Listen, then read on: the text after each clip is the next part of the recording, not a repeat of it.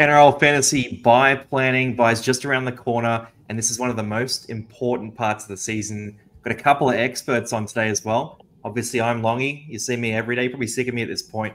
But Paulie G, a good friend of mine and a colleague at NRL.com. Mate, great to have you on. Thanks, mate.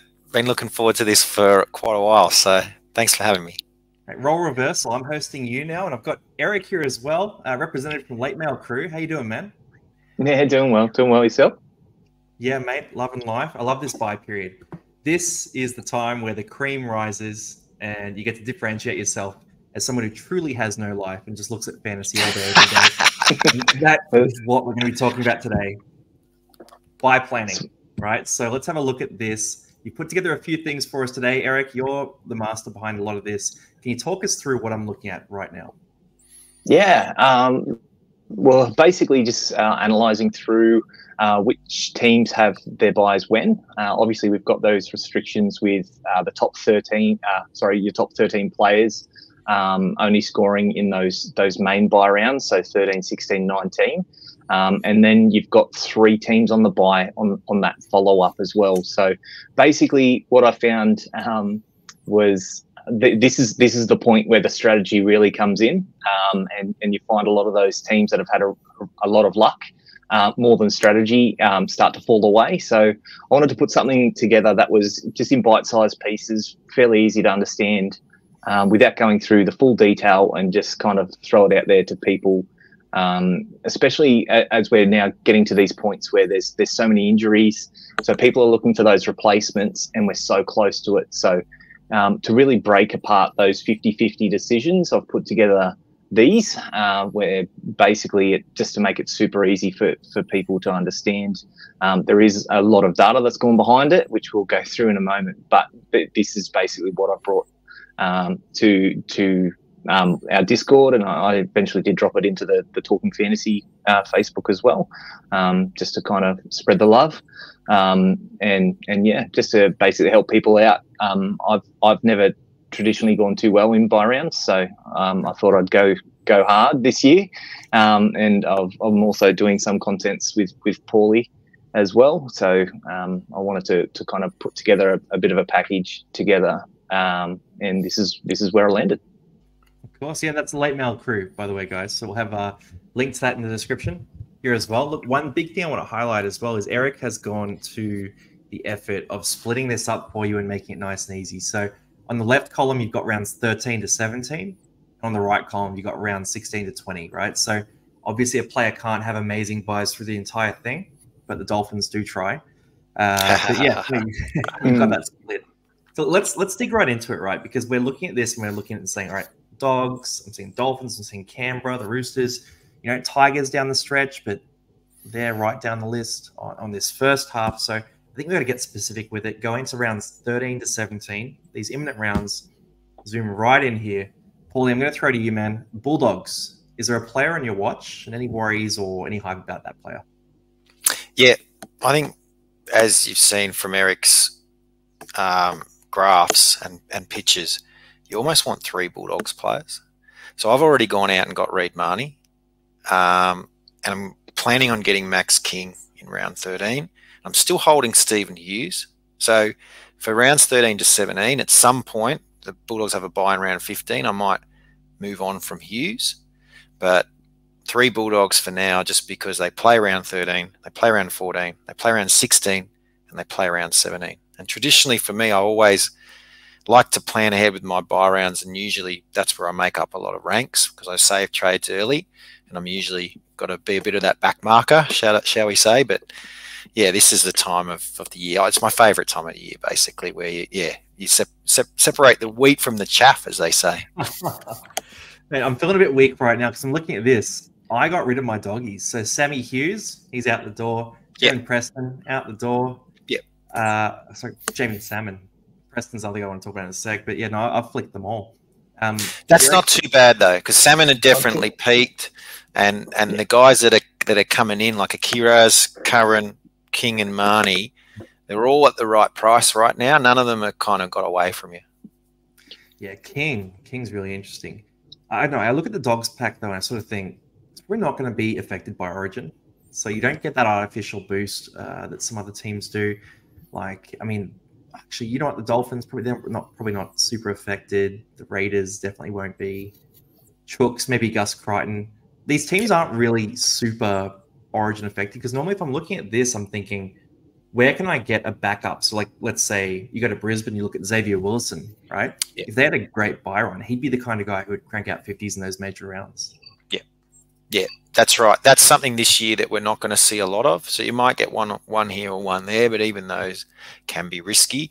I'll still be looking for them, but I think one of the main things with the buy rounds is what you want to do if you're planning for buy rounds specifically. So if you're not playing head-to-head, because head-to-head they don't play, obviously, so you're playing overall, you really, really want to get the big players in. So last year, Jermaine Asako had a great run during the buy period. Nelson Asafa-Solomona came on because he was moved to a different role where he was able to get a better fantasy ceiling, shall we say. He didn't always hit that ceiling, but those. So really, if you're going to make a move in the buy rounds, it's not worth it to pick up a guy just because he's playing. You really have to look for people who can either consistently score 50 or have the potential to get a 70, 75. Yeah, 100%. You want that upside, you want that upward strike. Eric, I'm going to throw to you, mate. Joey Tarpanay, I'm getting a lot of questions about him. Is he worth it? He's in the great column here, but is he going to back it up?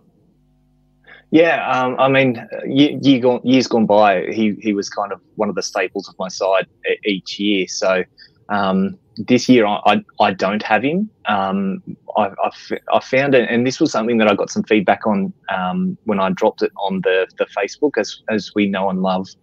The banter that Facebook groups and the fantasy communities can throw at us. Pretty early on, I got a response back saying, why these top four, specifically Bulldogs, Dolphins, Raiders, Chooks, and this was just around the time where people had May. Do we trade him? Do we not? Why do these top four teams have?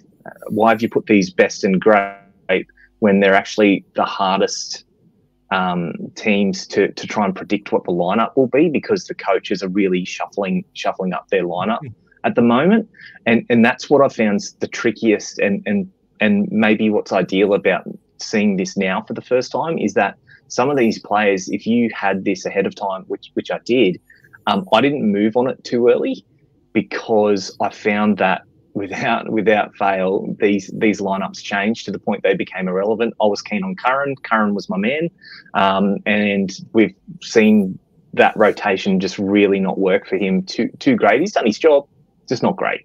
And it's just come to a point where I'm just not going to move on him. The same with Tarpanay. I just can't quite justify bringing him in. So for me, I'm not going to pick him up, but I've always got a soft spot for him, so I can always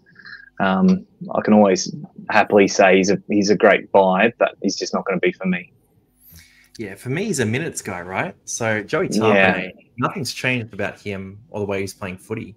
So we're seeing these 45, 54-minute games, and in years past, he was more getting up towards that 60-minute mark when he was absolutely pumping it. So that's what we're not going to see. And look, Morgan Smithies, he just eats up all the extra minutes anyway. Horsburgh comes back soon too. Like there's nothing there for him. Well, it's just the stocks. They're so strong in the forwards there, and it's the same with a lot of these sides.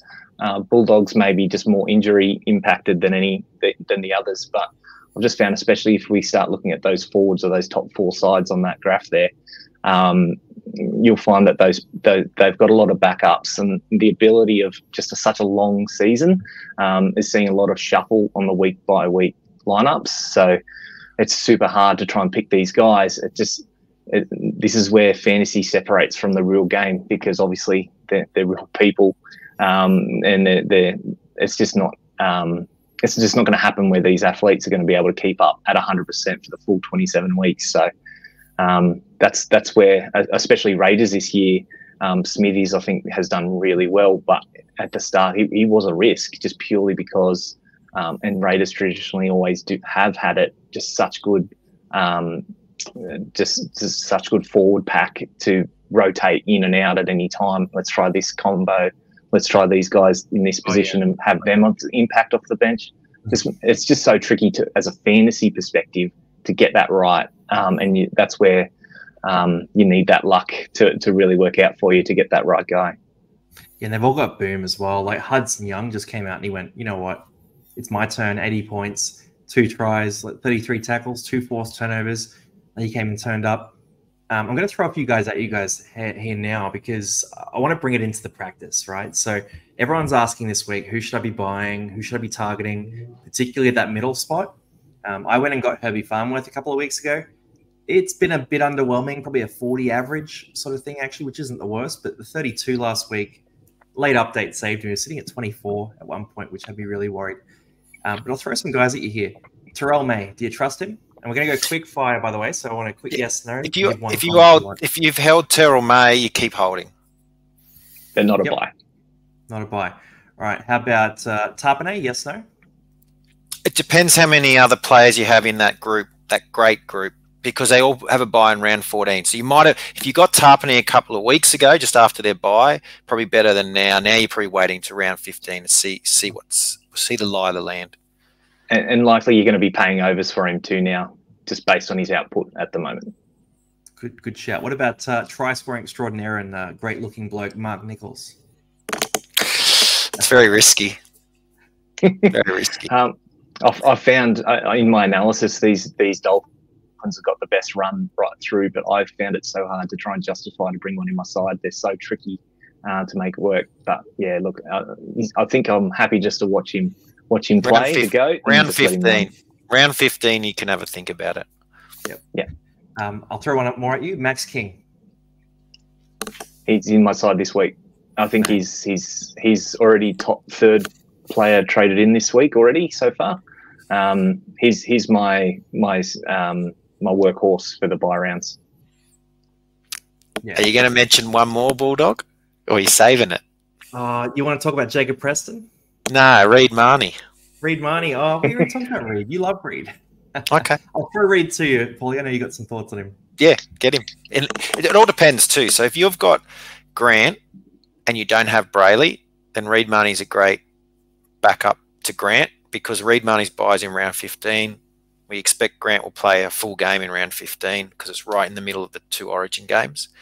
If you've already gone and got Brayley, though, Reed Marnie's not as sort of alluring, even though they don't share a buy until round 19. So you could get away with it and run three hookers, or you could even say, oh, I might move on from Grant. I think if you've got Brayley, though, and you're looking to move on from Grant, you want Damien Cook because the Cook-Brayley combo work tremendously together where neither has a buy when the other one has. So I think if you are going to move on from Grant, I would go get Cook.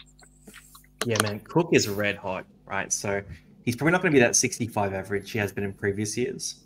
But if he cranked out at 55, which he's totally capable of, he becomes the best hooker in fantasy overnight. So, no, I think he's a great shout. But all these Bunnies players, there's a few guys like Cody Walker's on the rise right now as well. It's tough to buy him before that round 13 buy. So, I like Cook. One other guy I'm going to shout out here is Isaac Tungo. He's just at a great price point. And as much as he's not at the top of this list, he's one of those teams playing round 13 and 14. And that's the focus, 14, right? Mate, 14 is going to be tough. 14 is going to be really tough. Like, I don't have a full 17 for 14 as it stands today. So I'm sure plenty of coaches are in the same box. Yeah, the key with Penrith is the half. So if Luai's played a fair bit of right back a few years. So if they do what the Eels did when Dylan Brown took over the 7 and he moved to the right, if they do that with Luai, they're a chance. There's also a bloke named in the 22, a young half for Penrith, who may end up taking Jack Cole's spot this weekend. So that he could also be an upside play for Tungo, but definitely outside Cole, we saw a downtick to Tungo's. Like, I know that he got away with it with the try, but realistically, it was a down game for him because of the way that the game plan was to stay away from Cole. So that's the problem with Tungo. Yeah, it's a good shout. I mean, my headspace is you look at the buy planning and sort of want guys who are good for buyers and also keepers or cash cows, hopefully. That's the thing with Tungo, right? So there's a temporary bit of pain there, but he's a guy. If you plug him in, you can have him for the rest of the year. So that's absolutely, I know where and that's what you want to. That's what you want to start looking at too. Is that we're running out of trades. So a lot of these guys that you're going to start. Some of these guys that you're bringing in for these buy rounds, they're not just for buy rounds. You may be like, I'm sure you guys have had it too. When you've planned out your buy rounds, you make those trades, and then you find out you just cannot get rid of some of these guys. Not because you've got to be really careful of that. Yeah, so if you are low on trades, then trying to horse trade during the buy rounds isn't going to work for you. If you've kept your trades, planning for the buy rounds, then I don't mind some sideways moves, trying to buy points, essentially, try to get ground back on others. But if you did go hard early, then you might have to be a bit more judicious, and you might have to play a man or two down some of these weeks. Oh, 100%, 100%. That probably comes into this next part of the conversation, right? So these are the teams that are worse off for this buy period. I look at this and sort of think, like, when we're talking about saving trades, who do we overlook this for? So I've got, let's say the Storm are at the bottom end of good, right? I've got a couple of Storm back rowers in my team. On the Broncos side of the ball, and I've got Reece Walsh, right? Do I hang on to him? Because he's been in good form. Three backs up. I guess, where are you guys leaning in terms of looking at this list, and who you would sell versus who you would hold on to at this stage? For me, it's all about groupings. So you can see in that avoid list, there's 3 teams that all have the buy in round 17. So you don't want to be heavy on those 3. But if you have one, so I've got Kohler and Garrick from Manly, but I have no Titans and no Rabbitohs. So I get away with having 2 Manly avoids and holding them through because of that reason.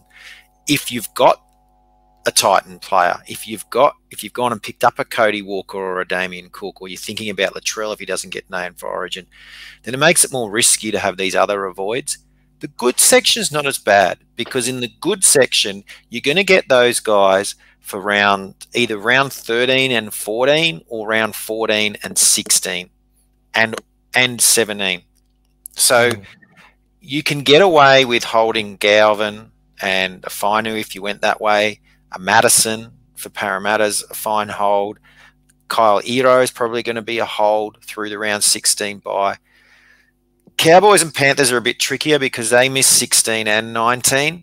So maybe you're not trying to keep those guys once you get to 16. But we'll get to that because Eric's got different graphs for that. Yeah, and to separate and just provide a little bit for further context. So the bottom end of the good, basically the way I've done this is basically just provided a number for each buy round when it occurs, and provided a figure for it and crunched the numbers. That's how I've gotten to this point. So, and I think we'll show that one soon. But basically, where this good section, they actually all had the same score. The difference between the top end and the bottom end of that good section is namely those bottom 3 of just how impacted they are by Origin, namely because they have generally have a higher level of selection of their players. So the reason why I've marked them here is because generally over the bye periods, they generally don't win games, basically because their top brass section, their top shelf players, they're all gone. They're not there. So basically, these are the teams that generally have a lot more of the rookie guys coming through, and as a result, the ball doesn't go where it normally goes. Play the balls are slower. There's a big range of things. So that's why those bottom 3 for me are an avoid. For example, Cotter. I'm looking at moving on Cotter, and I just feel like also years gone by, those bottom 3 teams generally rest their players as well. Obviously, there's a lot that goes into that, namely how quick their turnaround is, and I think Paulie's done a little bit of a dive into some of those Origin players and their general turnaround timeframes and the likelihood of them backing up. But hopefully we can get to that before the end of the show, because it's also useful to know. But those bottom 3 generally generally rest their players, even with a big turnaround. Namely, Cotter, for example, last year he got rested. I think every game. So for me, I've got Cotter. He's done his job. Thanks for your time. No, they can really burn you. A lot of these guys, like Cotter. I remember there was a game last year where I was sort of eyeing him off, and they named Jake Granville to start at prop in that particular game, right? And I remember that game. Granville, but like, a prop. I remember it. Yeah, they were desperate. And I think he scored like 23 points in 25 minutes. I know, which he's a weapon. He can get the minutes. David Peter was another one. He had that 15-point game. I think it was after Origin 2. That was a disaster. Like these guys can really stuff you around. If you're on a guy like Cam Murray during this period when he's fit, he can stuff you around. Tommy Turbo. A lot of these guys are pre-hurt actually, which is going to be tough to deal with. But yeah, it plays in 100%. So that's why I like the Broncos being at the bottom there. Xavier Willison, I was eyeing him off when he was sort of first cracking into the team, and this is what turned me off him. And it was a mistake in hindsight. He's been fantastic, but I sort of looked at it and I thought, if he's going to play 2 of the 3 major bye rounds, I might get him, but it's just been a tough schedule for him. Yeah, and my general advice for namely those bottom seven sides are basically any blokes that you want to hold through that time, and namely blokes that you want to hold to the end. That's my advice. For Walsh, for example, the Walsh example, I'm just going to hold Walsh. I just feel like I've spent way too many trades on wing fullbacks this year. They've met their quota, so I'm trying to minimise those as much as possible. He's very likely to play Origin, and they don't have a great run anyway. But for me, I'm going to hold him, and I want to finish with him. And I'm not. We've found so many issues where how many times already this year the plan is to just make one trade next week, and you end up having a max trade because of injuries, selections, all this stuff. So for me, I'd hate to let a guy like Walsh, who's just kind of bottomed out and on his way up, go, and then I can't get him in when I want, and I've either lost cash, I've had to spend overs on him. I'd just prefer to just hold him. It's one headache I don't have to worry about later to worry about getting him in. So for me, I'm just going to hold him. Mate, that's the tough part, isn't it? It's that toss-up between buy strategy and your ultimate roster at the end of the year. Because the buy rounds, it's quite a while. It's 13 and 19. So it's too long. I feel differently, Longy. It's too long. You've got to be. You can't just hold guys because you want them at the end of the year. It's too. Ooh. It's too long. 8 weeks plus. You never know what's going to happen at the end of that. Yeah, I'm not a fan of that. I'm only going to hold 2 Origin players. I think any more than that, you're just giving up points to your opponents. Wow, big call. All right, we've got a bit of a battle here, because then it also comes in where you look at this list, and if someone's got a great schedule, but they're an Origin player, they have the worst schedule ever. Well, it automatically relegates them to that bottom spot. Like, it doesn't matter then what their schedule looks like. The only great example, right? He's a must sell if he gets picked. Yeah. Must sell, because the problem, Longy, with edges, as you know, is they're very up and down. So they'll have a few good games, and then I think for an edge, unless it's David Fafita, to be more than 800k, like that's overs. So if you can sell Crichton, he's 42 break even this week. So if let's say that he knows I'm right in the frame for Origin, but I just need one more big game, and he cranks out this huge game and it's stat padded and he gets to 70, he'll go up to like 860, 870k. He's not going to be able to maintain that. You can't on the edge. It's too hard. You sell him at 860 or 865, you've maxed the money that you've made out of him, and you can go and get a guy who's going to help you over the next 7-8 weeks. He's got not a terrible schedule, but to begin with terrible, because he has the bye in round 14. So we know, and the other Origin guys might get rested anyway, but we know for sure he's not playing in 14. So we lose him in 13, correct, 14. Yeah. We assume we lose him in 16, that New South Wales don't go horribly and he gets dropped. And then we definitely lose him in 19 because they have the bye anyway. So, and plus there could be restings or less minutes in 17 and 20. The Roosters have a strong pack. They have a lot of depth. Coach Robbo could easily say any of his Origin guys like Collins and Crichton to be like, yeah, that's enough. Like, we don't need more out of you right now. And you're stuck with this guy who's barely playing. Like what happened to David Fafita last year? And just take the money and run right now, because I don't think Crichton gets to this price again in the whole season. Well, as you said, Paulie, that's so to throw numbers at it. Crichton likely plays 3 games in the next 9. Like that's for sure. That's not much footy. We know he's going to probably play 3. Like we can say with confidence. The rest we don't know. It's not enough. Well, there's 5. There's 5 that we do know. So that's the difference too. So I think for me, another sell is definitely going to be Crichton, even though great on the stats. 100%. That burns me, man, because I've got Tedesco sitting on my side, and he surely makes the Blues side, right? Like he's surely in there. So. Every time you read something, it has a different slant. It says Teddy's going to be it, Edwards is going to be it. There's going to be a new captain, and then they can decide on the run. Like, wow, like we don't know for sure. So if you got Teddy, you hold him until that moment that you realise, oh, he's not playing round 13. The key of buying Tedesco, though, when you did, was that if he had enough good games to cement that origin spot, you got really good scores out of him. Whereas if he just sort of coasted along, he might miss, and then you got a extra round 13 player who should go well. So I didn't mind the Teddy buy at the time. Yeah, it's good in theory. Hopefully it works out in practice. I'll speak to a couple of other guys here too. So people have asked me about Nat Butcher. He's been dropped this week, obviously. Should you hold him? I would hold him for 1 week just because round 13 is so important.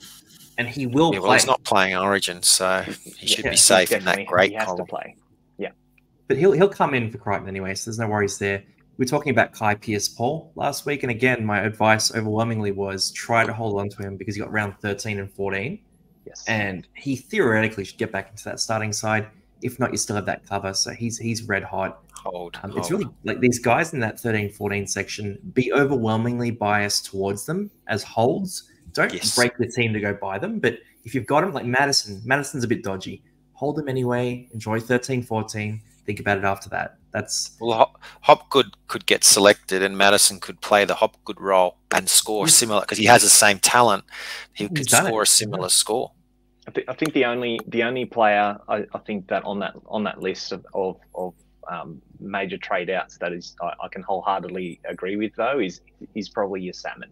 Salmon's the one to let go even with 13 because he's likely not going to get you the points that are going to be worth the cash he's going to drop over the next couple of weeks. So for me, I think Salmon's your trade out, but most people have already done so anyway. So not a huge impactor there.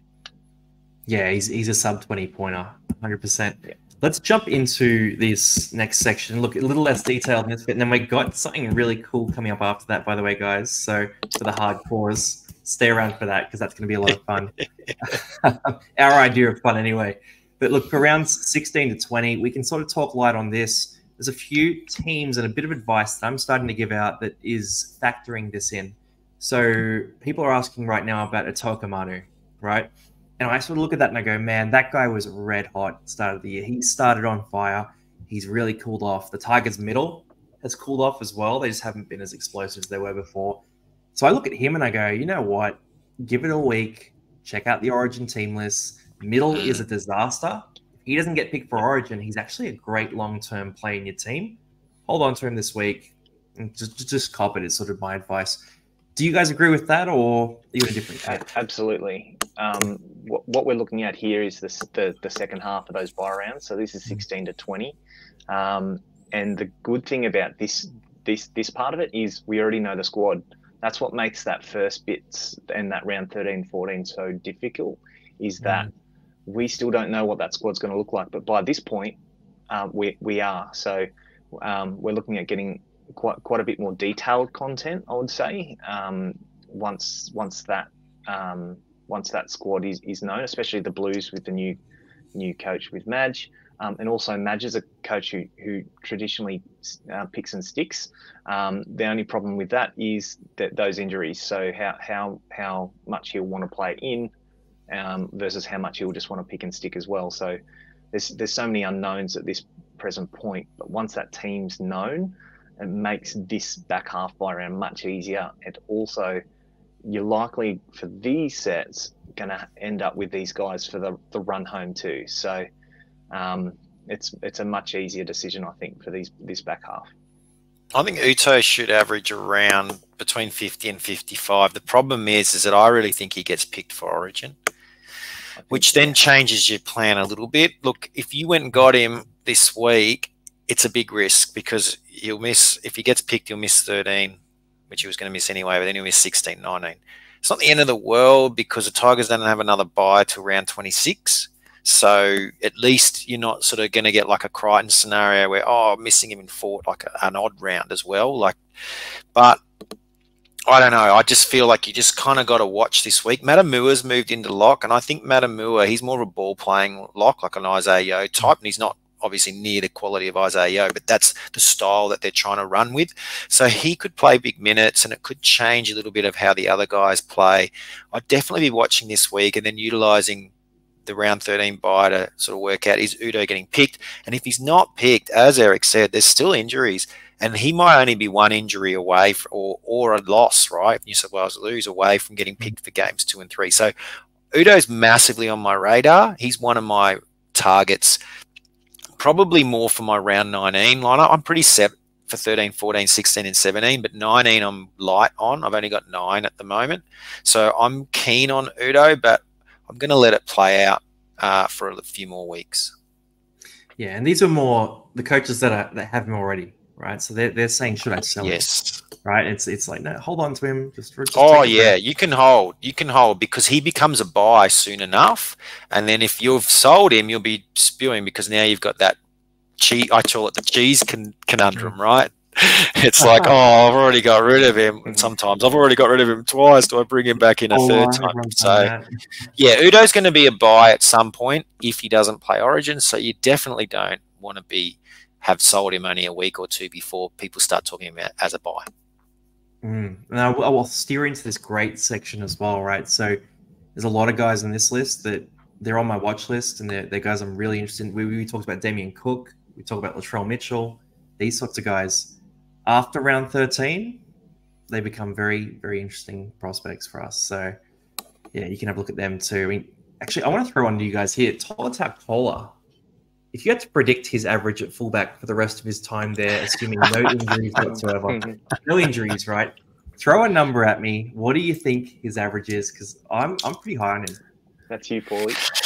Yeah, not great. Tough matchups coming up for him, unfortunately. Yeah. So I've got sort of the predictor's got him down for 35 this week, 27 after the bye. Should get some. Yeah, she gets some just tough matchups. Storm traditionally with fullbacks is usually that's the anti-fullback team, right? Yeah, and it's fine because he should lean into some 40s. Yeah. The predictor can't decide, oh, Storm have 4 players out, so I'll change it. They has to go on what the Storm have done over the last 2 years. And we know traditionally Storm is not even the last 2 years, it's the last 10 years more. But that's why I'm not massive on Kohler. But look, as a Kohler believer, a true believer, right? I've owned him since round 1. I'm going to hold and hope that he outscores those predicted averages. And yeah, hard to pick him up this week just because of the bye. But if you've already got him, I wouldn't be scared about it because, as you said, fullback he might kick on. Okay, so have you got a number for me? Because that was a long-winded answer without an exact average. Well, it's not high. Around the 40s. It's below 40. It's more like 34. Below 40. Okay. Yeah. Oh, geez. Okay. Because he's my look in. For Kohler or give me a number on Kohler. He's very debated for right me. now. For me, I think these big injuries to these big NRL players, I think will play into it a bit better. So I'm hoping for a little bit more than that. I don't own him, but it is something that I'll be looking at for round 14 onwards, just purely because they're in this column, and he's one that I think is going to earn quite a bit of cash. The matchups might not be great, but also all those matchups also going to be Origin affected as well. So that's another thing that Predictor in its glory doesn't quite cover that part either. So I think for me, I'm going to pick him up. So I'm hoping for at least a 45, 47-ish side just to to tweak it a little bit further. So you're more in my category here. I'm going to go out on a limb, and I am pretty confident that he cracks a 50 average, 50 plus. Okay. Oh, I love 50. it. I love that. We've got a top floor and middle then. No, yeah, you got all three. I hope you're right and I'm wrong as an owner. Yeah, well, you've got the owner, so you've gone. I own it. Real I own him. yourself. Yeah. I bought him last the week. way the numbers roll. Mate, he's a monster, though. He is so involved. Like, you look at those games, he's a 50-50 shot at 300 meters when he runs the ball at fullback. Even in that game, he copped that shot from Mariner that slowed him down, still scored a 45 and a 13-12 loss. Like, everything about Kohler screams unbelievable scores, and there might be the odd quiet game, but I think he has an 80 in him as well to bounce back. So I'm red hot on him. Yeah. And those 34s, you could probably add about 9 to that score just because of the difference between what a centre scores where he's traditionally played and what a fullback scores. Like, it's about a 20% increase. So you're probably getting more to Eric's thing, even with the tough matchups, if you add that 8 or 9 points to each score while he's at fullback. With a 50, Paulie, because it's coming. It's coming in. I hope so. I hope so. You had him since the preseason. You went for the 3rd-year leap NFL. I did. There. I did. Mate, love it. I'll throw some more at you guys here. So we got these guys in the best and the great section. Is there anyone else you're eyeing off? Any pods that you think might pop out? What do you think of them? I've got a few, but Eric, do you want to go first? Well, I had a few, but they all got injured, didn't they? So I started bringing in some of these guys that I was willing to grit my teeth through 13 to hold on to them. The Batemans, the Plath. I think for me, somebody who's going to really come into his own in this squad is definitely Brooks.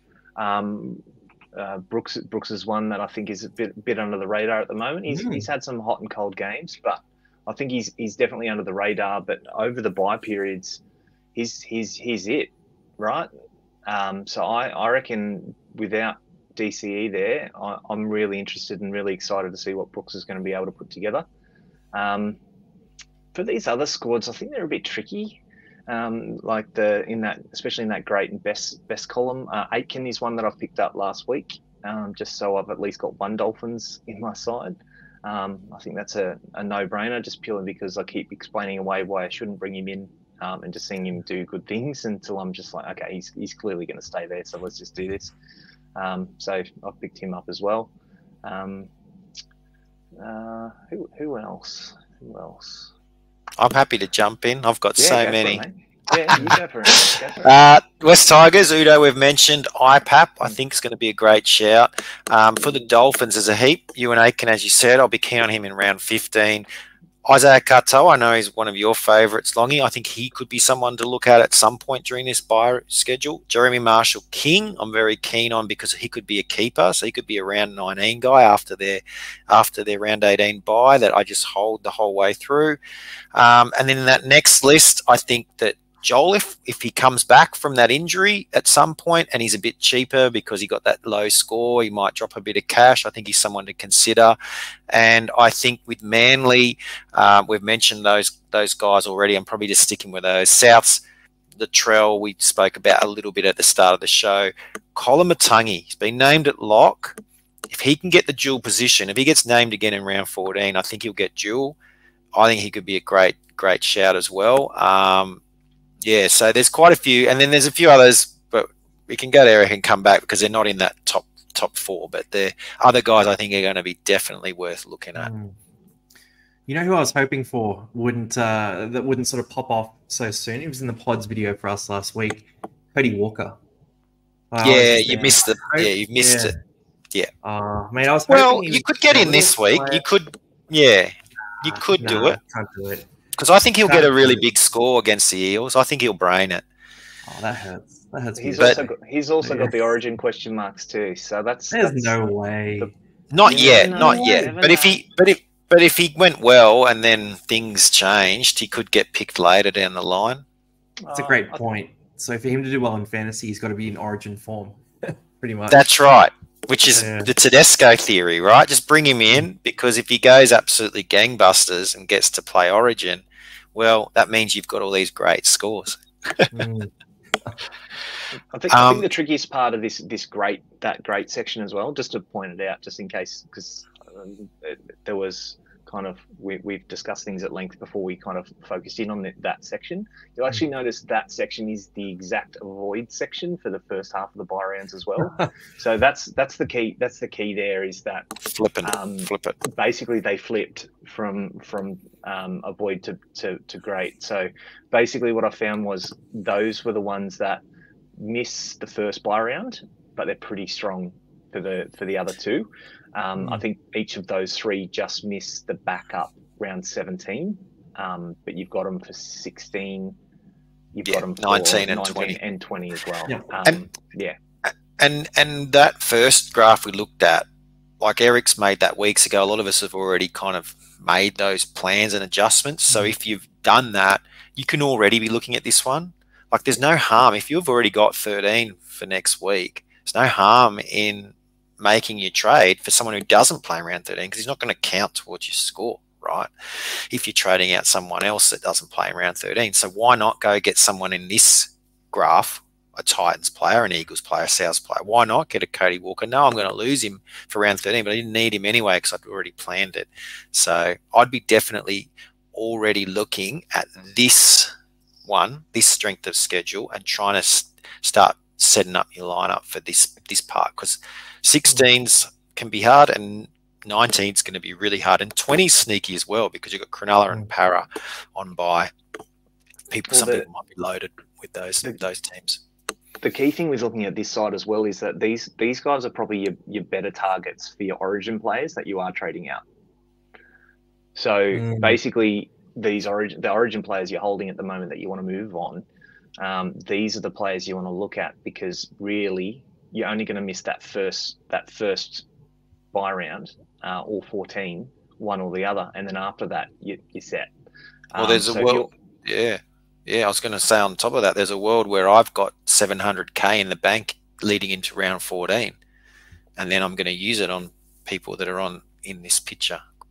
I think that's the strategy, right? And if you go back to this section here, these top teams, so particularly the best, great, good, or top of good, they're the sides where they become those teams you don't want to have at the back end of the buys. So they're probably the especially teams the good, especially the good. Yeah. If you've got a cash cow, right? If you spot a doggy's cash cow, it's worth a gamble. If you spot someone at the Dolphins, the Raiders, the Roosters, it's worth a shot, right? So yeah, it's sort of the opposite of this group. It's a funny one, isn't it? Because you got the Dolphins are good throughout. The Raiders and Roosters aren't terrible because they're still good. And the Tigers were good and now they're best. So it is funny, but there are teams like the Cowboys and the Panthers that go to being quite poor. Let's have a look at those, right? Because they're the least. Yeah, wow. Yeah. I mean, that's what's that buys in 16 and 19 essentially for those two teams. So if you've got a Scott Drinkwater, if you've been running Drinkwater, you might want to get off him by round 16. So hopefully he makes some money, because at the moment he's bleeding cash and you probably won't want to sell him at that cheaper price. But Isaiah Yeo, right? Isaiah Yeo's in that worst section, but that kind of makes him best, right? So if Isaiah Yeo doesn't get a flip, if he doesn't get a rest, then he'll only miss 16 and 19. And historically, he's actually backed up quite well from Origin. So if I had Yeo, which I'm not smart enough to have gotten on him, mate, I'd be thinking, you know what, middle is a disaster. I'm going to keep him. Stuff it. He's scoring tries now too. He's all good. You lose 3 games and you might lose another where he gets rested, and then you've got him for the whole rest of the year. It's probably worth it to hold. And one thing, Longy, at this time of year, it's not as critical to have big salary cap on your bench because we've made money now. So we're not like at the start of the year, this big thing. You can't have $1 million on your bench. You can't have 800k on your bench. That's not relevant anymore, because we've made some people have made 3 million already, and we're still going to be making more over this period. There'll still be guys we can churn through to help offset the fact that you might be holding an 800 to 900k guy for a few games here and there. Yeah, no, good shout. Good shout. Eric, is anyone down this list you're looking at selling through this period at all? Well, I mean, as I said, Cotter's kind of my like he was first on my sell list when it came to Origin player likely to be saying goodbye to. I'm in a kind of a 50-50 spot with Carrigan. I think he's done really well just because Payne Haas hasn't been there. So is that going to continue? I made the mistake of selling him at the wrong time last year and paid dearly for it. So I've kind of got that in the back of my mind as well.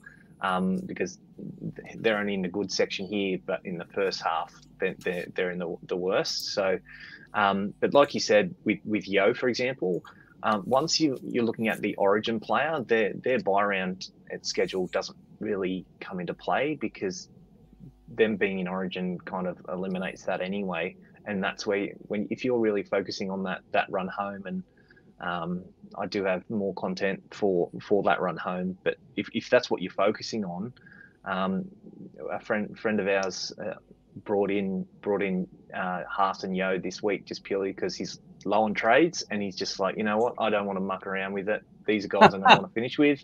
Let's just bring them in. Let's do it. Very brave. So very brave. I couldn't Haas recommend it. On the back of the injuries he's had already this year. I wouldn't be doing Haas right now. I'd reverse that Haas trade. Reverse. Well, that's what he did, and that's just purely because he had that focus for the run home. I'm not too sure of many people who are in that level of thought just yet. For me, this is what we're doing. So for me, I'm not there. Longy, we've got to talk about Dylan Brown. He's 10% owned. He's in that avoid. And Mitch Moses is coming back. Because I think he's definitely one on that sell list at some point. What do you think? Yeah, I mean, he's that borderline keeper, right? So he's probably more in that sort of low to mid 50s conversation during regular footy. And then you throw in the fact that Parramatta just sacked their coach. We're all going to be as good for him. 16 to 19 buys too. That's what makes them in that position. Yeah, they got 16 and 20. And Dylan Brown, because Moses comes back, he takes points away from him. So I don't like it. If he's good price right now, you could probably go from him. If you get lucky, you could go him to Johnson at some point.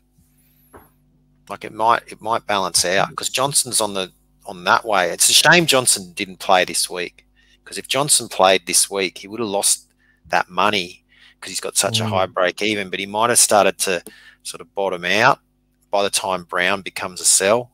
But now Johnson will still probably be on the way down when Brown's a sell. But anyway. Yeah, I guess you expect that bounce game, right? Like you just go from a bit early, and sometimes you're going to have to. I think Brown to Johnson is the smart play, because otherwise I think at the back end of the year, unfortunately, he was probably not playing for anything. Warriors might still. Whoa! Sorry, mate. Teams with backup coaches never make the finals. They just never do. Oh, Paulie, I'm a believer. All right, I don't know what the odds are. I'm going to win the comp, but I'm going to go and put a bit on it right after this. I've jinxed it, you reckon? No, Dylan Brown is definitely going to be a sell. Hopgood, if he gets picked for Origin, is going to be a sell. You don't want Parramatta players, unfortunately. Sorry, mate. The good shout here, though, is a lot, and I don't have Madison, but a lot got on Madison. A new coach could easily make Madison sort of more effective in terms unlock. Right? Yeah. You can do that 55 guy, and the avoid here sort of frees you up a bit, right? Because you can sort of go, right, you know what? Madison, I'll go get him for the early rounds of the buys. If it doesn't play out, I was planning to sell him anyway. He's not that keeper. It's all good. I don't mind that as well, right? So great shout, Paulie. Great shout. Yeah.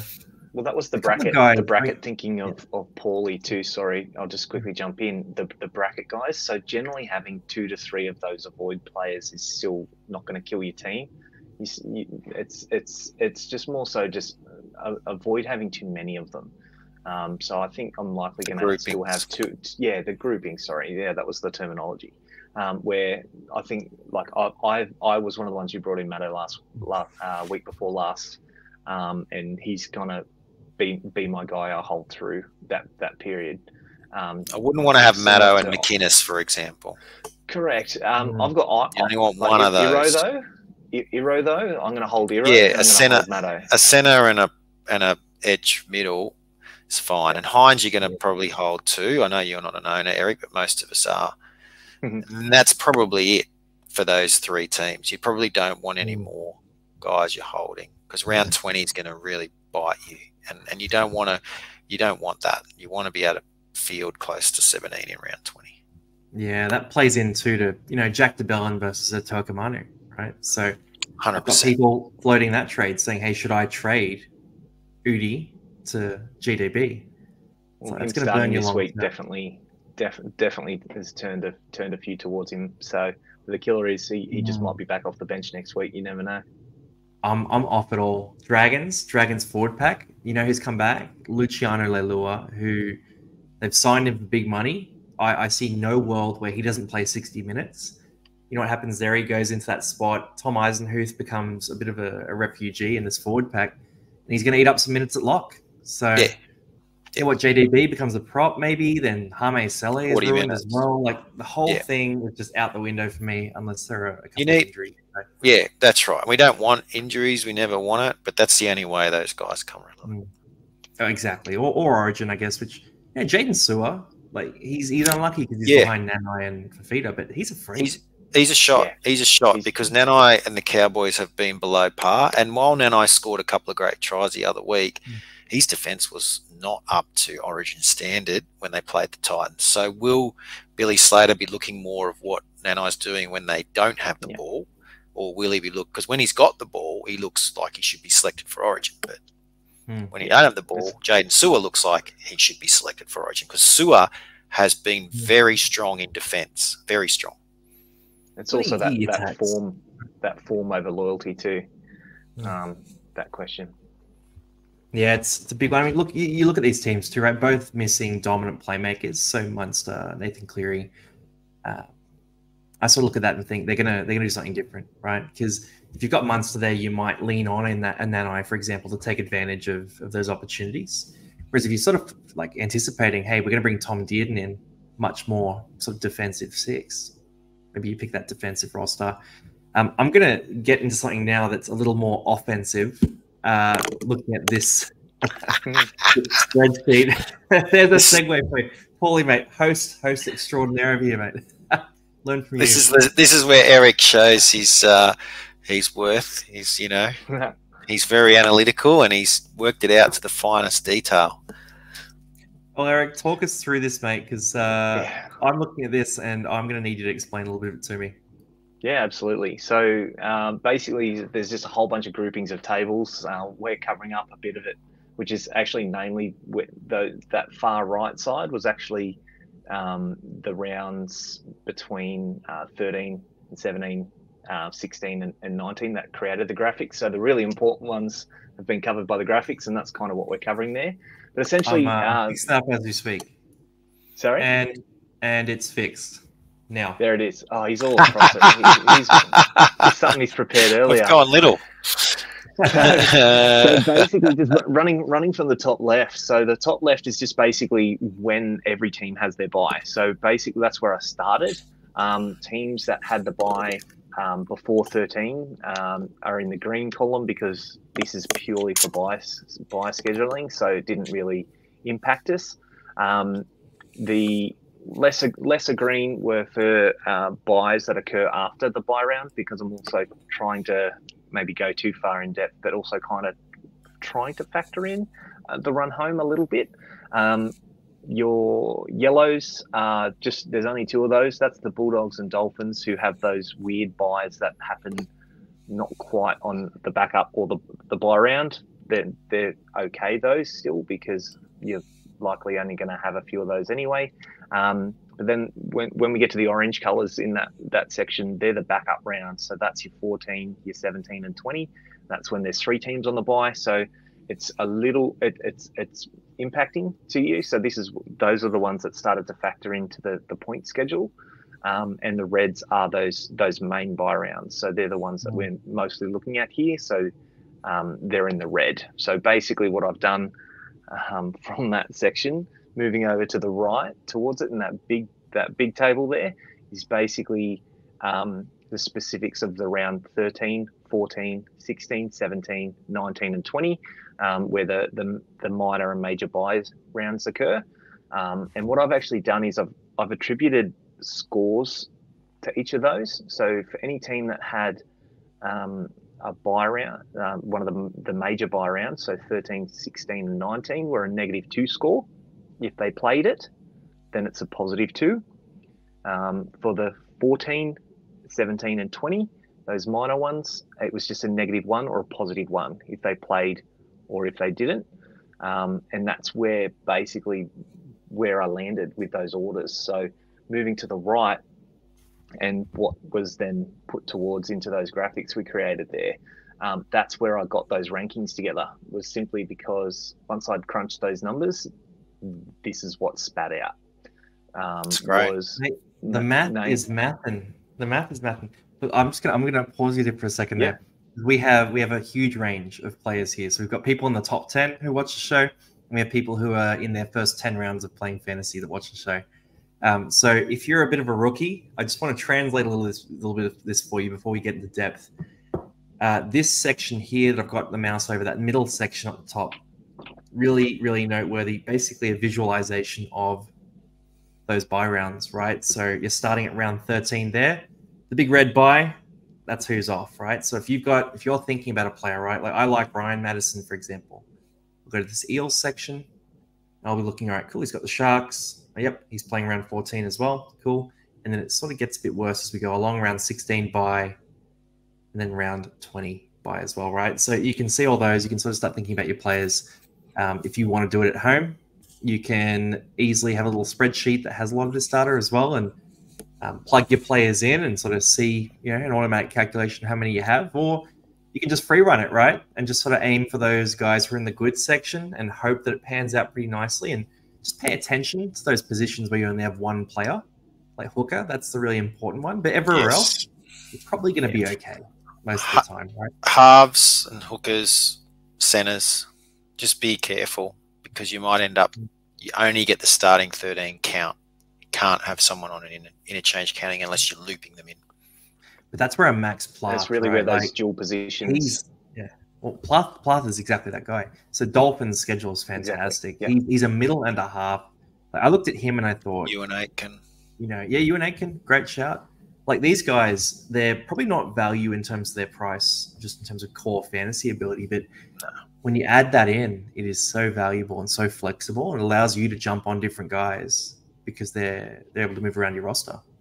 And they're averaging around 50, so they hit that point of like, you want to use this graph to get people in so you've got the right numbers, but you also want 50 scores, because if you're going to make moves on the rest of the field, you got to be kind of, if someone's only got 11 and you've got 13, you kind of want those two extras to get 60 each, right? And then you're moving 120 points on your opponent, right? Otherwise, you're only moving 40 or 50. It's not really enough for all the extra trades and maneuvering you've got to do. That's another key point as well, is that a lot of, like, you might be versing somebody who's got the full 13, but that doesn't mean that's a top quality 13 that you're versing as well. They may have some of these guys that they've just held where they didn't quite need to, like a Salmon, for example, where just because he's a number doesn't necessarily, like, it's barely worth holding him just purely because he's likely going to be a sub 20 scorer in those rounds. So I think that's where you really want quality over quantity in those periods, because if you're going for quantity, you're going to have no trades at all, because there's a reason why whilst we've looked at these and we've got the best and worst, really. Most teams have at least 2 or even some of them 3 buys in this period.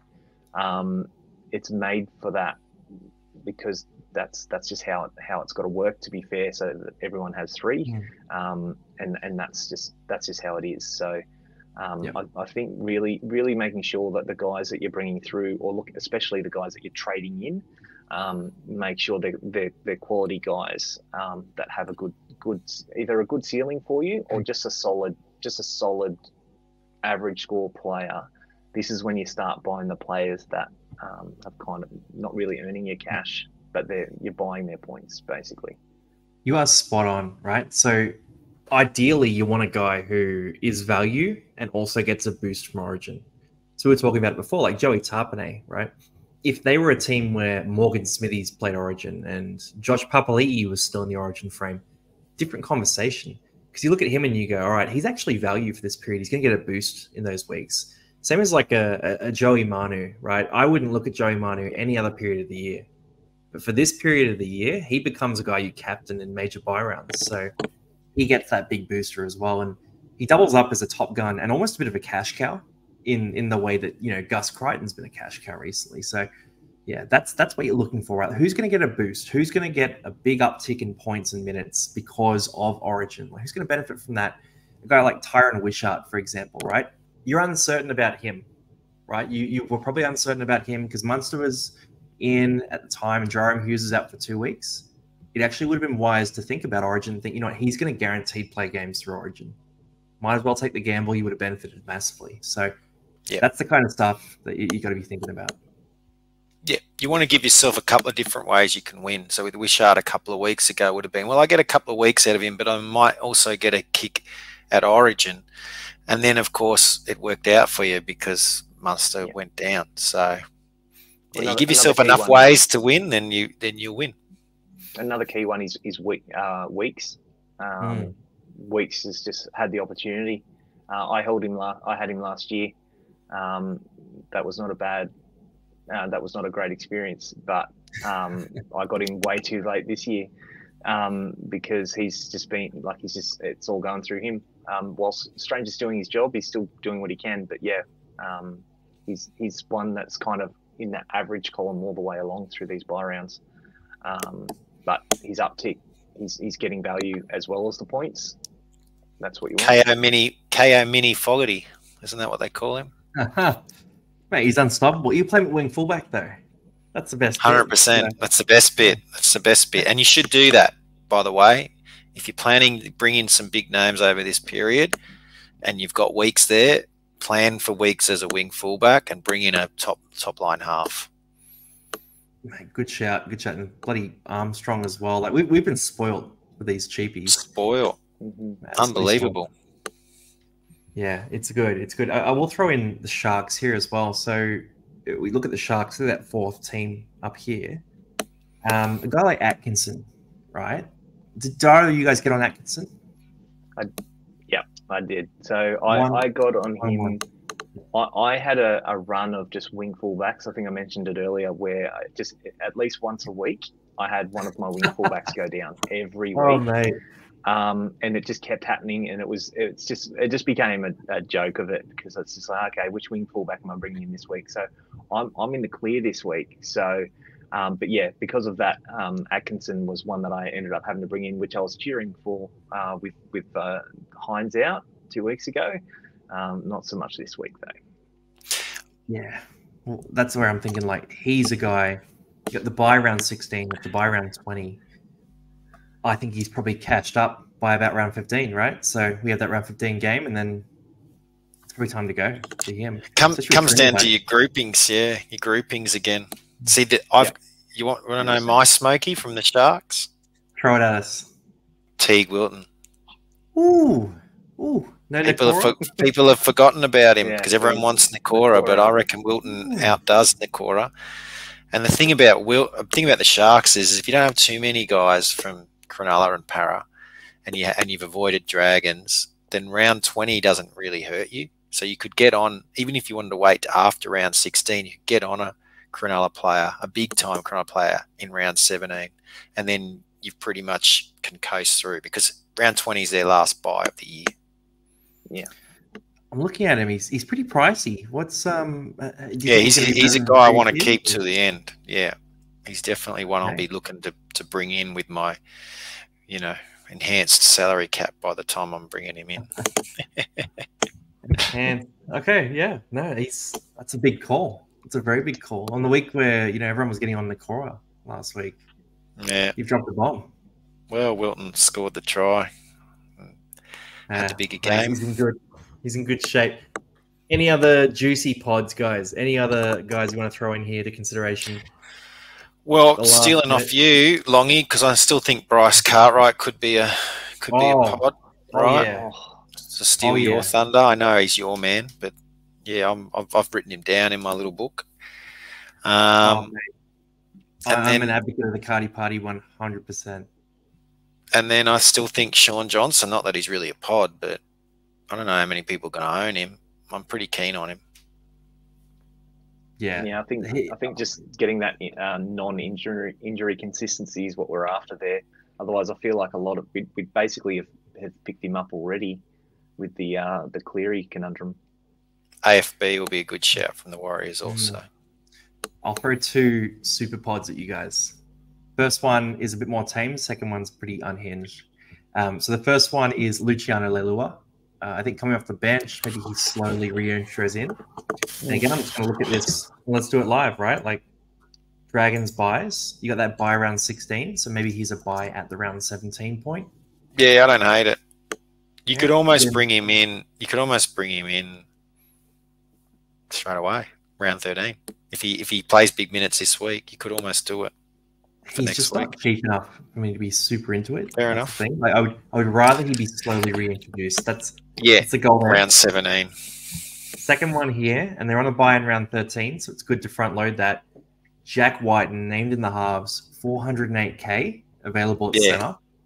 Yeah, I like that. I don't know. I don't think that's as smoky. I don't think that's as smoky as what you thought, because I really like it. It's just that grit your teeth through the 13, and I'm yet to have a Rabbitohs player in my side yet, and they're in a good position for the back half. I just don't. I was even thinking about this today. I'm like, I don't know which one I'm going to bring in, and then the Jack Whiten team list came out, and I'm like, oh, okay. Yeah, it's not bad. That's where I'm looking. It's not bad at all. Especially next to Cody. One guy I thought for sure was going to be hot through this period was Tallis Duncan, and it just hasn't looked like that's panning out at all. It's not going to happen because Colin Matungi's got the lock roll now. Yeah, he's no chance. I'm such a believer though. Like he produces points and he looks good when he's out there. But agreed. Yeah, I got a feeling Wayne Bennett called up Hornby during the week and said, "This is the team I want you to roll out in the spine." That's what I honestly believe. Great edge though. Like, why do they keep cramming him into the middle? I think Wayne would have just said, because Wayne's always keep it simple. He said, you got to get your best guys as close to the ball as possible. Your 1, your 6, your 7, your 9, your 13 are going to be your 5 best players. Your 5 best players are Mitchell, Whiten, Walker, Cook, and Colin Matungi. That's what I honestly. That's Wayne Bennett to a T, right? A real simple, just. I want those 5 have got to be in my 5, the 5, because 13 really is now part of your spine, right? Like most people play 13 as part of the spine. They don't play them as a third middle like we used to see. Like a few teams still do, but most play 13 as an extra spine, and I think that's the goal. I think that's what they've done, and so Tallis Duncan maybe next year when Wayne arrives, he'll be nice and cheap and Wayne will go, oh, I've got a beauty here. Because I reckon when Wayne sees him, he won't be sitting on the bench, right? Oh, he'll be a player like that. He'll be right in. You think of what he's done with Lemuelu, for example. Yeah, I think that's a good comparison too. What's he done with Max Plath? Yeah. Stone even as well. Yeah, good shout. Well, thanks for coming on, guys. A bit of Wayne Bennett wisdom to finish us off after an hour and 8 minutes of buy round wisdom. Thank you, Paulie. Thank you, Eric. Thank you for the preparation as well. And as you asked me, Paulie, where can people find you guys if they want to? Yeah, go for it, Eric. The late mail crew, and go for it. With the late mail crew, namely a Discord group. Plenty of banter, as I don't think that there's basically no one can really avoid that. But yeah, we're mostly a Discord, which makes it tricky to invite people because basically the only way to invite someone is with a link that has an expiry date on it. So look, we'll try and work out a way of getting that one to be an easy and public way to join up. But yeah, jump in for the information there. We do a podcast. They're doing it today while we're here. But we have a Q&A for a Wednesday as well with Cookie. Timmy does the team list side of things on the Tuesdays. That's us. Good man. I'm definitely a listener. So everyone check that out if you want more fantasy content, which, mate, you're spoiled, by the way. Everyone who's still here, you are spoiled for fantasy content. I remember 10 years ago, there was the Lone Scout, and there was nothing else. Nothing else. You got the Lone Scout, and you got maybe it got mentioned by Sterlo on a Sunday at one point. And you'd be like, "What's Supercoach or what's fantasy?" Yeah. So thanks for coming on, guys. Though greatly appreciate it. This has been deep, really effective. So